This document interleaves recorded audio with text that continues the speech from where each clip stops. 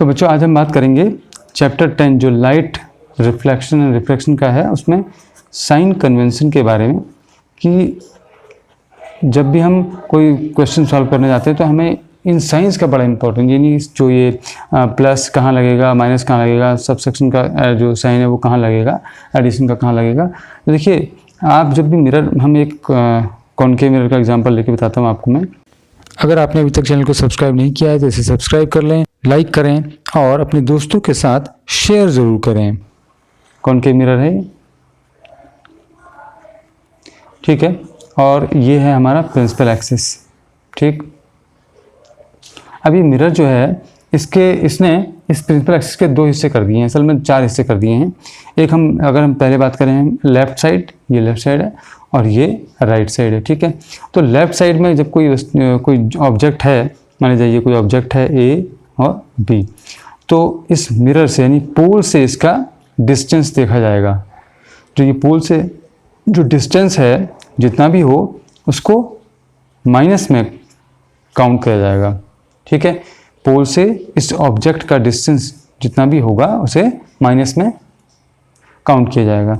और इसकी जो इमेज बनेगी या कुछ भी हो, जो भी चीज़ इधर को होगी, मिरर के पीछे की तरफ को होगी, वो जो होगा वो प्लस में काउंट किया जाएगा। ठीक है, मिरर के सामने माइनस में, मिरर के पीछे प्लस में। और आमतौर पर मिरर के पीछे क्या होगा भी, इमेज ही होती है। ठीक है, जो ऑब्जेक्ट होगा वो हमेशा लेफ्ट हैंड में ही होगा और उसकी जो हम डिस्टेंस देखेंगे पोल से वो माइनस में होगी। ये हम बात कर रहे हैं कॉनकेव मिरर की। ठीक है, ये केवल कॉनकेव मिरर की बात कर रहे हैं।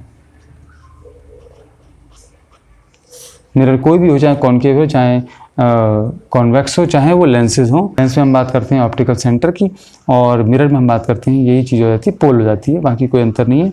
साइन कन्वेंशन दोनों में एक जैसा ही है, चाहे वो मिरर हो चाहे वो हमारा लेंस हो, तो साइन कन्वेंशन दोनों में एक जैसा ही है। इसी तरह से ऊपर की डिस्टेंस, यानी ऑब्जेक्ट की जब हम ऊंचाई की बात करते हैं, हाइट की, तो ऊपर को जब हम जाएंगे तो वो प्लस में काउंट होगा। और अगर कोई चीज़ इस प्रिंसिपल एक्सिस के नीचे है, नीचे, ठीक है, यहाँ भी ऊपर को देखते हैं ये प्लस में, और अगर कोई चीज़ नीचे है प्रिंसिपल एक्सिस के तो वो माइनस में काउंट की जाएगी। ठीक है, तो आपको बस ये ध्यान रखना है। इसको हम अभी क्वेश्चन करेंगे, उसमें हम देखेंगे कि इसका क्या फ़र्क पड़ता है, इससे हमें कैसे कोई क्वेश्चन को सॉल्व कर सकते हैं। ये CBSE 2020 में आया हुआ क्वेश्चन है। A concave mirror is used for image formation for different positions of an object. What inferences can be drawn about the following when an object is placed at a distance of 10 cm from the pole of a concave mirror of focal length 15 cm? इसके 3 part हैं। A. Position of the image. B. Size of the image. C. Nature of the image.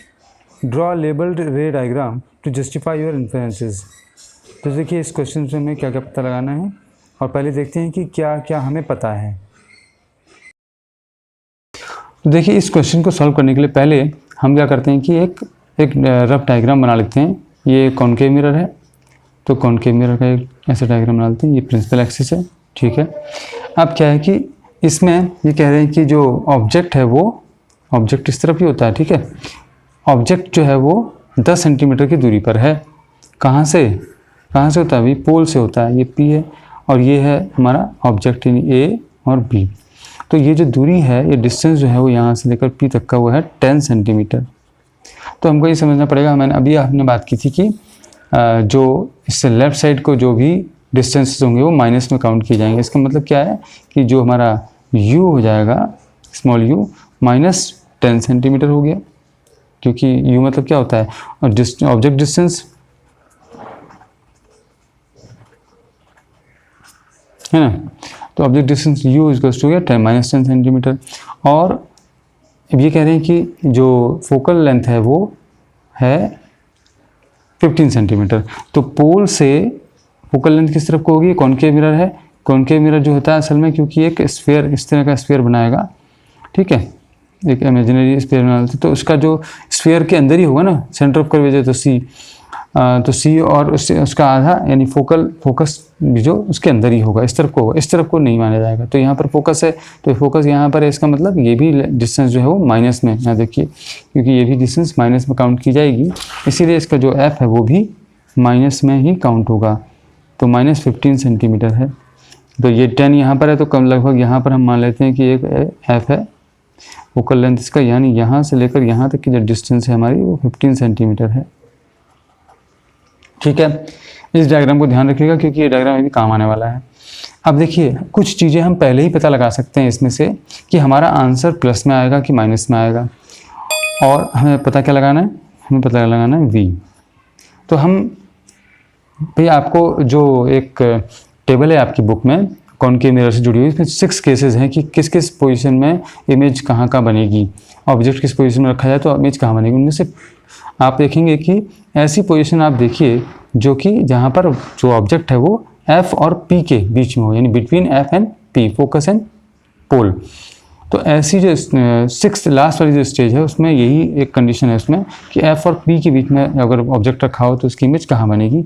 तो उसमें जो है आपको याद होना चाहिए इमेज जो है हमेशा उसके पीछे बनती है, पीछे। अब ये अगर आपको याद होगा तो आप समझ जाएंगे हमारा आंसर किस में आने वाला है, माइनस में आएगा क्या प्लस में आएगा, बताइए। सोच के देखिए 10 सेकेंड कि हमारा आंसर जो वी है हमारा, यानी जो इमेज डिस्टेंस है ये वी, ये हमारा कितना आने वाला है वो तो हम निकाल लेंगे, मगर किस में आएगा, माइनस में आएगा कि प्लस में आएगा। तो क्योंकि देखिए आप इससे पहले मैंने बताया था आपको कि पोल से राइट साइड को जो डिस्टेंस होते हैं वो प्लस में आते हैं, तो हमारा जो आंसर है वो प्लस में आना चाहिए, है ना। ये हमको पहले ही पता लग गया, हमारा आंसर प्लस में आना चाहिए। कितना आएगा ये हम निकालेंगे। और दूसरी बात, इसमें ये मैग्नीफिकेशन भी पूछ रहे हैं, तो हम मैग्नीफिकेशन भी पता लगा सकते हैं कि किस में आएगा। अगर हमें ये कंडीशन पता हो कि एफ और पी के बीच में जब ऑब्जेक्ट रखते हैं तो इसकी इमेज बनती है पीछे, और बनता है वो कैसे बनता है, इरेक्ट बनता है, मतलब कि प्रिंसिपल एक्सिस से ऊपर होगा। ठीक है, अब प्रिंसिपल एक्सिस से ऊपर होगा तो किस में होगा, ये प्लस में होगा, यानी मैग्नीफिकेशन जो है प्लस में आना चाहिए, प्रिंसिपल एक्सिस से ऊपर। तो अब दो चीज़ें हमें पता लगे कि जो v है वो भी प्लस में होगा और m भी प्लस में होगा। हमें ये पता नहीं है कितना होगा, तो हम पहले v निकाल लेते हैं। और इसके लिए मिरर फॉर्मूला क्या है कि 1/f = 1/v + 1/u। ठीक है, ये मिरर फॉर्मूला है, तो इसको आपको याद रखना है। और लेंस में क्या हो जाएगा, केवल फॉर्मूला यही रहेगा सेम, प्लस की जगह माइनस हो जाता है, बाकी सब कुछ यही रहता है। तो अब इसको हम 1/v = क्या हो जाएगा, ये जो v है प्लस का 1/v u, ये चले जाएगा f के पास, तो ये प्लस का 1/u है और इधर जाएगा तो 1/f जो के पास जाएगा -1/u हो जाएगा, यानी कि ऐसा हो जाएगा -1/u। ठीक है, अब हम इसको हम रख लेते हैं अपने जो हमारे वैल्यू दी हुई है। 1/f दिया हुआ है हमारा 15 सेंटीमीटर और -15 सॉरी, और u हमारा दिया हुआ -10 सेंटीमीटर। 1/v = हमारा हो गया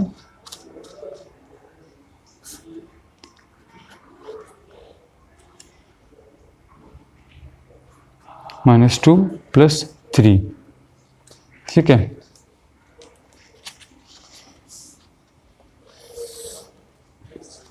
हम यहाँ देखते हैं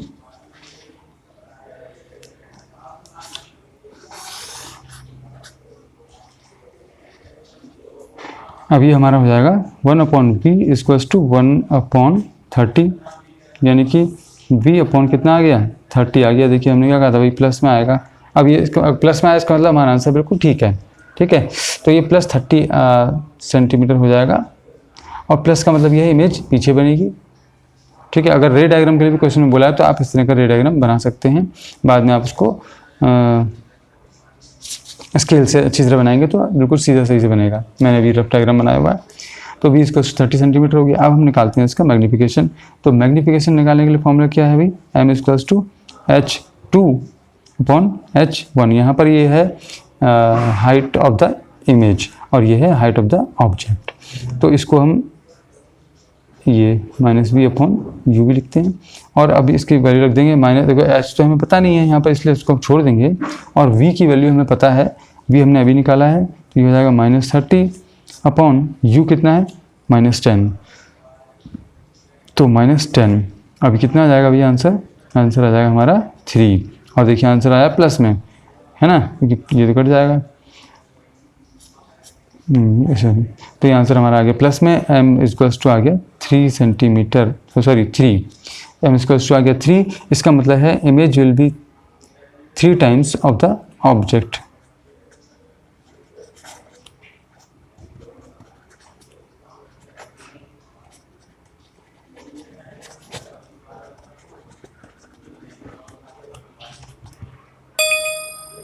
अब जो ये प्लस है इसका मतलब क्या है कि जो ऑब्जेक्ट है वो इरेक्ट होगा, ऊपर को खड़ा होगा, इरेक्ट। और रियल होगा कि वर्चुअल होगा? वर्चुअल होगा, वर्चुअल होगा। ये है मिरर और ऑब्जेक्ट यहाँ है और इसकी इमेज भी इसी तरह बन जाए, लेफ्ट साइड में बन जाए इसके, तो इसको हम बोलते हैं रियल। जबकि यहाँ पर जो इमेज बन रही है वो मिरर के पीछे बन रही है, ऑब्जेक्ट इसके आगे है, यानी कि अपोजिट साइड में है, तो ऐसी जो इमेज बनती है उसको बोलते हैं वर्चुअल। इसलिए हमने यहाँ पर लिखा है इरेक्ट एंड वर्चुअल। तो मेरे ख्याल से आपको ये बात समझ में आ गई होगी, और चैनल को सब्सक्राइब जरूर कर लें, अपने दोस्तों में शेयर करें। थैंक्स।